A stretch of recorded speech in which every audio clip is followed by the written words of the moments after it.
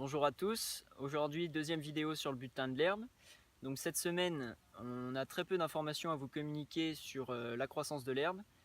D'une part parce qu'on a beaucoup de prairies qui ont été fauchées dans le cadre du réseau de suivi, donc sur ces 15 derniers jours. Et d'autre part, au vu des conditions climatiques actuelles, on a des fortes températures qui dépassent les 30 degrés en journée. Et on a un manque de pluviométrie depuis plus de 3 semaines, donc vraiment un manque d'eau au niveau des sols. Et ce qu'on peut constater donc, sur le terrain, c'est qu'on a une végétation qui commence à être séchante par endroits, avec des petites pousses d'herbe.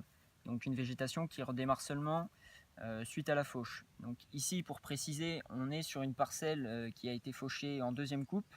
Elle a été fauchée il y a une dizaine de jours. Donc on voit que la végétation redémarre seulement un cycle.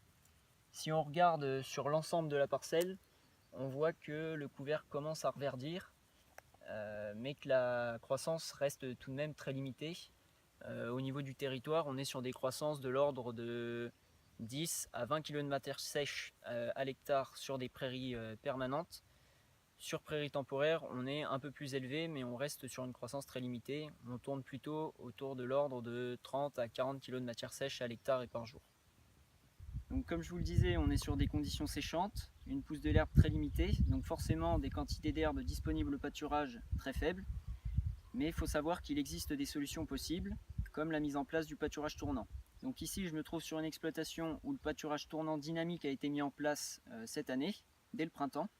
On est sur une surface accessible au pâturage de 40 hectares, répartie entre des prairies temporaires et des prairies permanentes. Et ici, je suis sur un paddock de 0,8 hectares, qui est valorisé par un troupeau d'environ 110-120 vaches laitières. On est sur une hauteur d'herbe de 10 cm hauteur herbomètre. Il faut savoir que ce paddock a été pâturé pour la deuxième fois autour du 20 mai. Et aujourd'hui, on est donc sur une quarantaine de jours de repousse.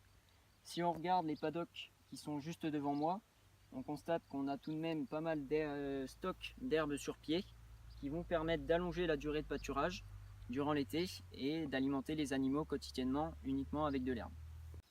Donc, dernière information, ici on se trouve sur une parcelle d'orge qui a été très récemment moissonnée et vous avez la possibilité derrière une céréale d'implanter une culture intermédiaire que vous pourrez par la suite valoriser en tant que fourrage.